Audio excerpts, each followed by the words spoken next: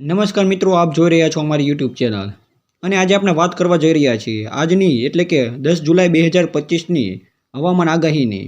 ગુજરાતમાં વરસાદી માહોલ ધીમે ધીમે સક્રિય થતો જઈ રહ્યો છે। અનેક જિલ્લામાં વાદળછાયું વાતાવરણ, છાંટા, ભારે પવન અને કેટલાય વિસ્તારોમાં વરસાદની શક્યતા છે। આજે આપણે જોઈશું કે કયા જિલ્લામાં કેટલો વરસાદ પડશે, ક્યાં ખેડૂતોએ ખાસ ધ્યાન રાખવું પડશે, શું તંત્રે કોઈ એલર્ટ જાહેર કર્યું છે અને ક્યાં હવામાન તીવ્ર અથવા બદલાઈ શકે છે। સૌપ્રથમ વાત કરીએ ઉત્તર ગુજરાતની, તો ઉત્તર ગુજરાતના પાટણ, મહેસાણા, બનાસકાંઠા અને સાબરકાંઠામાં આજે મધ્યમથી ભારે વરસાદ પડવાની શક્યતા છે। ખાસ કરીને દોઈસરા અને થરાદ વિસ્તારમાં ભેજયુક્ત પવનના કારણે મોસમ વધુ ભીનું રહેશે।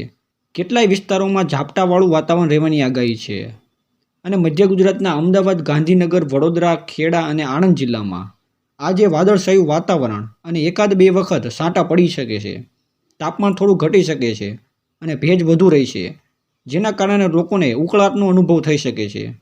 જ્યારે દક્ષિણ ગુજરાતના સુરત, નવસારી, વલસાડ અને ડાંગ જેવા જિલ્લાઓમાં આજે મધ્યમથી ભારે વરસાદની આગાહી છે અને સૌરાષ્ટ્ર અને કચ્છમાં જૂનાગઢ, અમરેલી, રાજકોટ, ભાવનગર અને પોરબંદર જેવા વિસ્તારમાં મધ્યમ વરસાદી માહોલ રહેશે।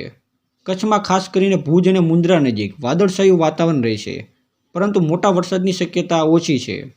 તો મિત્રો, આવતીકાલે ગુજરાતમાં વરસાદી માહોલ સક્રિય છે। વાદળછાયું વાતાવરણ, ભેજ અને પવન બધું એકસાથે મળીને મોન્સૂનને વધુ જીવંત બનાવશે। ખાસ કરીને દક્ષિણ અને ઉત્તર ગુજરાત માટે આ દિવસ મહત્વનો છે।